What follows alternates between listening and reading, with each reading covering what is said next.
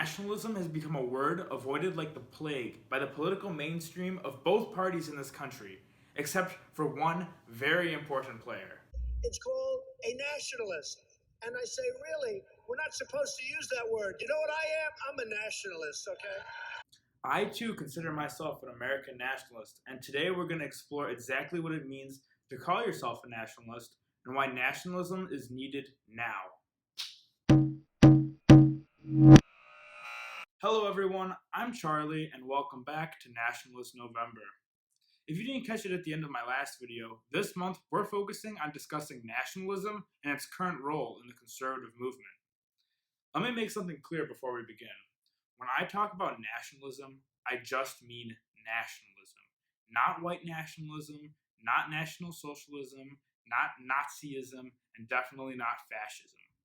I reject all those ideologies with prejudice because I'm an American nationalist, and specifically an American national conservative.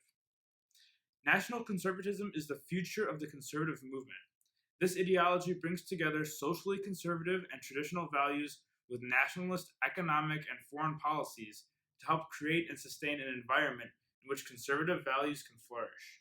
National conservatives have similar policy priorities to those of Eastern Europe. Viktor Orban in Hungary and Andrzej Duda in Poland are key examples. They are tough on immigration and support family policies that promote a higher birth rate.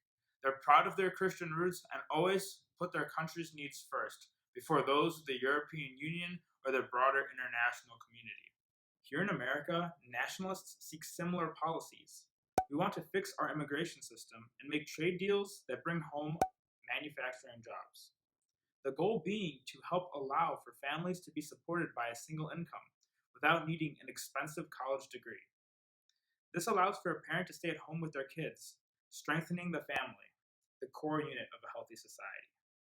American nationalists from Charles Lindberg to Pat Buchanan to Donald Trump have sought to remove us from unnecessary wars. But we're also willing to go to war to defend our country when we are attacked. Nationalists put America first. Now that we've covered what nationalism is, we should ask, why is it so important? Why am I dedicating an entire month on the channel to it?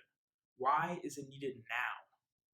Well, just as light is often defined in opposition to darkness, modern nationalism is defined in opposition to globalism. And globalism has swept the world by storm over the last 80 to 100 years. Globalist regimes have worked together against the interests of their own people for far too long, and the people have had enough. From the US establishment to the globalist leaders in Germany and the European Union, to the transnational megacorporations, globalists have seized power. We must rise up to stop them. To the globalists, nationalism is a curse. Nationalism seeks leaders who will put the good of the people of their country first, while globalists seek to strip nations of their sovereignty, to put the good of the globe first, even at the expense of their own people. Nationalists seek to foster and maintain the unique cultures of their countries. They respect the heritage that they inherited and their ancestors who came before them. Globalists view their countries as nothing more than vast economic zones in which a culture of consumerism is preferable to whatever came before. American nationalists value the success of their country by the health of our families, the size of our churches, and the optimism in our children's eyes.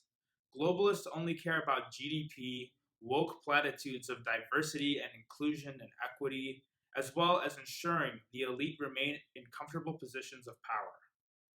It sounds hard to believe globalism caught on when it sounds so unappealing, but they've kept us too distracted to notice. Constant wars in the Middle East, addictive internet vices, feminism and toxic masculinity movements work together to keep men from fighting back politically from the globalists. Well, young men are waking up, red pills are being handed out, and a new political march through the institutions is about to begin. The nationalists are coming, and we're coming now. Hey guys, I hope you enjoyed that video. If you did, please leave a like and maybe consider subscribing because we've got at least one more video coming out this Nationalist November and more content on the way after that. So, again, share it with a friend, subscribe, and we'll see you next time. God bless America, boys.